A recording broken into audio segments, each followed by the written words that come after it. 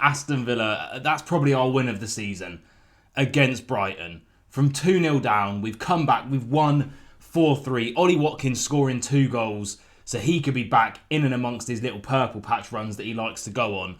Everything is looking very, very rosy as we go into the hardest game of the season. Arsenal at Villa Park next. It is going to be absolutely huge. But if you are enjoying the content, we are now, I think, 84 subscribers away from 4,000, which was our goal for the end of the year. We have, 28 days to do it in? So please do go down, leave a like, subscribe if you haven't already. Comment if you are going to sub from this video. You'll be featured in the next one. And join the FPL, all that good stuff, code on the screen. Also, last bit of plugging before we get into it, I've done a post on my channel. I'll put it on the screen now. Already got a few comments over there. My dream January transfer window is going to be filmed this weekend. So if you want to be featured in that with your suggestions, do comment down below and it'll be a humongous video involving you guys, my thoughts, and what we've actually been linked with as well. So do all that good stuff for me. Let's have a little talk about this Brighton game because it was bravissimo, sort of. And here it is, 4-3. I mean, I don't know how we managed to do it. We were down after 9 minutes. Goal from a corner, shouldn't have been a corner. This is what I don't understand about VAR. They were checking literally everything about the corner. Did Robin Olsen get pushed? Was there an offside? Was there a handball? Why can VAR not go back and say, well, it's clearly a goal kick? Do you know what I mean? It's really weird. Anyway, but they scored from that, and then a Pau Torres own goal. Really unlucky coming across to block the shot, and it completely wrong-footed Marco Bazot. And then Ollie Watkins said, you know what? I know it's been 21 games where I've been rubbish, but I'm a man on a mission against Brighton. Got his 2 goals in the first half. The second one came from a lovely ball from Morgan Rogers. But the first one, that's what Ian Maatsen offers that Luca Digne can't, is get into that byline and getting the ball in low. Yes, Luca Digne, better crosser of the ball. We all know that. And then the corner, Onana, fan-bloody-tastic. That's what he does at the back post, towering over everyone else and getting that goal. And then Donyell Marlon, I said he should have started over Watkins. Kind of have a little bit of egg running down my cheek because Watkins did get the 2 goals. But then Marlon did come on and score with his first touch of the football.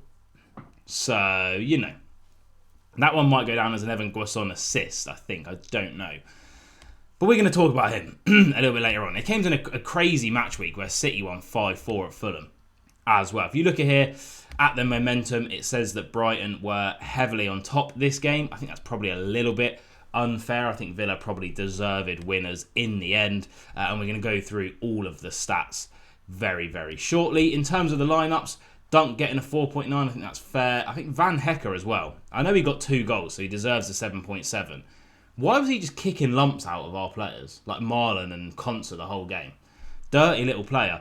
Kadioglu, who I thought would be a danger man, in fact was not.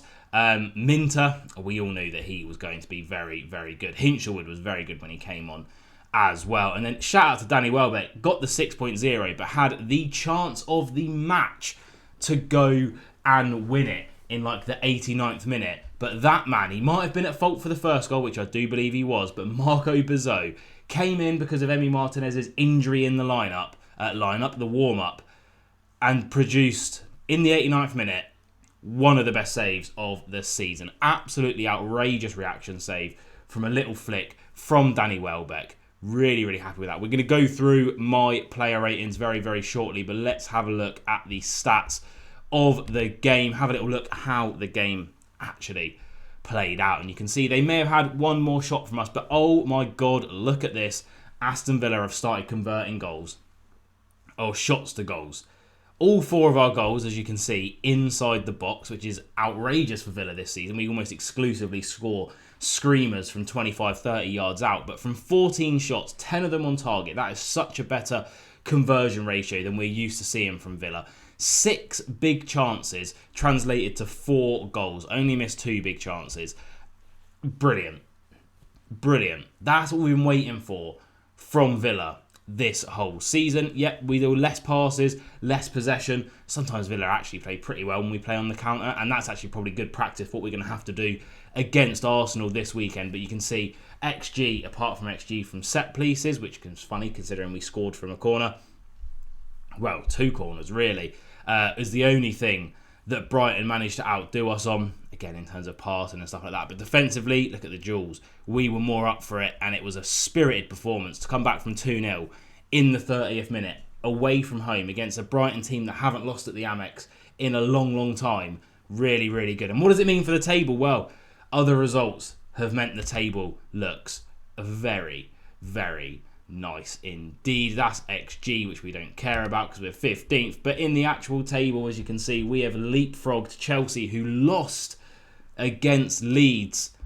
And we are now 3 points clear at third. Now, that doesn't mean we can afford a slip-up against Arsenal.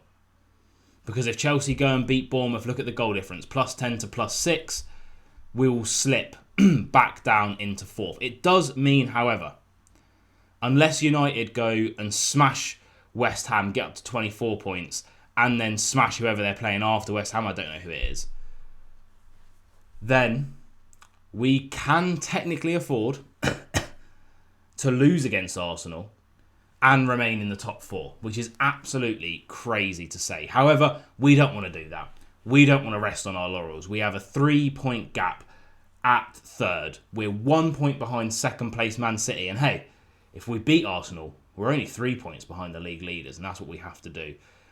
Really, really important game. Brighton slipped down to 7th. But let's do the Rodgers Reports player ratings, see how I rate the boys. Who's Aston Villa's number 1? Marco Bizzo. Any comments on Emi Martinez? Marco Bizzo. If you know, you know. What an interview that was, by the way. Marco Bizzo came into the team, a late injury, back pain, reported issue for Emi Martinez. I assume he probably just wants to be fully fit against Arsenal because, you know, that's a bit of a grudge match for him. And I would assume he would come back in and start on the weekend. But Bizzo came in, I thought, with the ball at his feet, was very good. Got some touches early on of the ball. Was at fault for the first goal. He just misjudged it. Ball went over him. It was unlucky because it was bouncing around here, there and everywhere, and ultimately it was flicked onto a Brighton player, and then the Brighton player flicked it in. Van Hecker, I think it was. But despite all of that, despite conceding the 3 goals, I'm going to give him a 7 purely because he saved us 3 points at the end. That save, again, the Danny Welbeck save was incredible. It got about 50 replays, and rightly so. Brilliant reaction save. And ultimately, despite being at fault for the first goal, probably not too much he could have done about goals 2 and 3. Well, definitely not about 2. 3 was a shot from outside the box, but it was right in the bottom corner, to be fair. 7. 7 for me. Got us the 3 points at the end. Matty Cash, I'm going to give a 7 to as well. Was it De Kruijper? I think it was down Matty Cash's side, or was it? No, it was, De Kruijper, and then Minter was down Matson's side. I thought Cash dealt with him very well. Good passing range going forward. Put a lovely ball into McGinn in the first half that we probably should have done more with. A decent game for Cash. He continues to impress. Concert, I'm going to give an 8. A physical battle for Concert this game, especially towards the end when Van Hecker, etc. were getting forward and staying forward to get that equaliser. I thought he dealt with it very, very well. Despite, again, the 3 goals being conceded, I thought it was a decent game for Ez. Pau, again, just didn't really happen for him this game, and the own goal, which isn't really his fault, but there you go. 6 for him. Matson, I'm going to give a 7. Love the way he plays football. The aggressiveness going forward. Defensively, he probably has some bits and points to work on. That's why we signed him for 42 million, and he's only 23, 24 years old, because Emery will want to shape him into that player, and I'm sure next season will be the season that we see Matson transform into our first choice left back. It's happening. It's happening this season. But the assist to Watkins was bloody brilliant. Loved it. Kamara, I'll give a 7. Midfield battle was a tough one, I think, in there. But despite going 2-0 down and being shell-shocked, stuck to their grounds. Kamara, a big cog in the Villa machine. Not the best game, I will say, for him. But nothing underneath a 7 for me. Guasson, I'm going to have to give a 5. Even though he got the assist, I don't know what he offers still. My lineup had McGinn out on the right and Tielemans in at that number 10 role. Why did we not just do that? Because I don't know what Guasson offers at the moment. He really needs to buck his ideas up for me, not having a good run. Onana, I'm going to give a 9.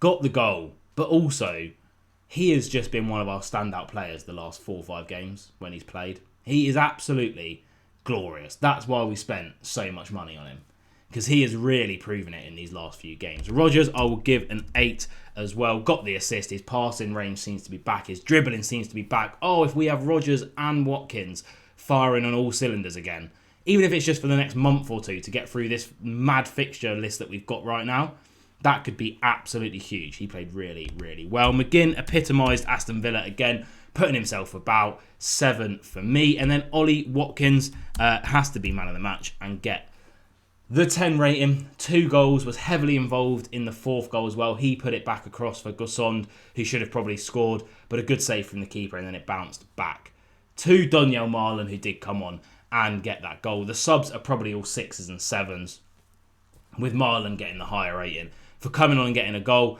But, you know, it was a decent game. Even though we conceded 3 goals, it's a very, very good Brighton team. They showed resilience, they showed character, they showed class when they needed to, and we got the 4-3 victory. Brilliant. There you have it. Villa win 4-3. Villa are 3 points clear of Chelsea at 3rd in the table. Villa are 1 point behind Manchester City. Villa are 6 points behind league leaders Arsenal, and Villa host Arsenal at Villa Park in 3 days. It's going to be a humongous game. It's going to be the biggest game of the season for Villa so far. And if we can get 3 points at Villa Park this weekend, the dream keeps dreaming. I'll see you guys for the match preview tomorrow on the channel. Get your comments in about the Dream January on the post on the channel as well, because that will be being filmed probably on Saturday afternoon, whilst after I'm filming the review of the Arsenal game. Hopefully that won't taint my mood. It's been an absolutely spectacular run since our horrible start to the season. Let's keep it going. What do you guys think of the Brighton game? Comment down below, and I'll see you tomorrow for the Arsenal preview. Up the Villa!